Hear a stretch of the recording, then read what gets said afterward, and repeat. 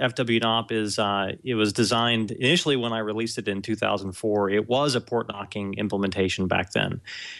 So it basically parsed an IP tables log file to try to look for connections to specific TCP ports. And if a specific connection, sequence of connections was seen, then the local firewall was reconfigured to allow access to whatever service was being protected. Typically that's SSH, but it could also be other things such as RDP on Windows machines and other services.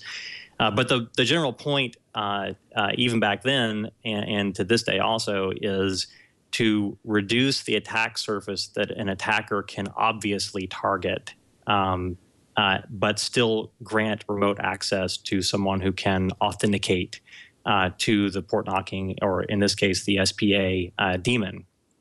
So we just find that the combination of scannable services, SSH, anything that listens on a TCP socket, the combination of scannable services with a zero-day exploit or other sophisticated things like password guessing botnets, that's just too nice for the attacker. It places a very great advantage in many cases. It gives them a very great advantage. And what we're trying to do is reduce the ability of an attacker to interact with a TCP-based service. So essentially, it's a way of making services dark on the internet, but still grant access to people that can produce the appropriate SPA packets.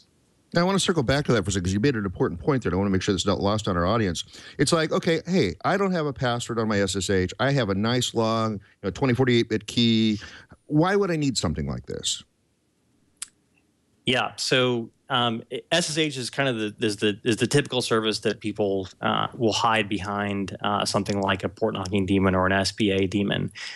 So yeah, if you're doing key-based authentication exclusively, so in that case you've configured your SSH daemon to not allow, not make it feasible for a password guessing botnet to have any effect.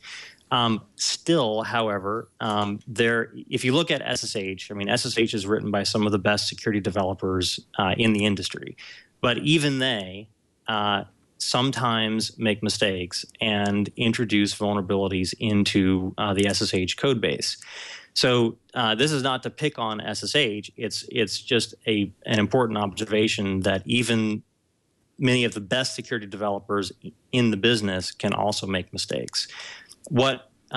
So even in the case where we're doing key-only authentication, there is the potential for there to be issues, zero-day exploits perhaps, in whatever SSH daemon that you may be running.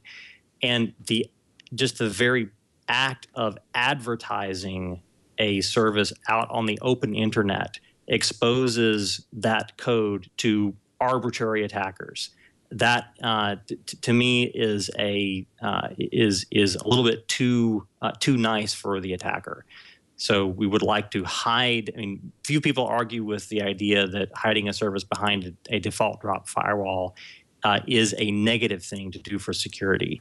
So what we're trying to do is extend that concept of a default drop packet filter a little bit to make it infeasible to scan for services, but also grant access through this passive one-way authentication scheme that SPA implements.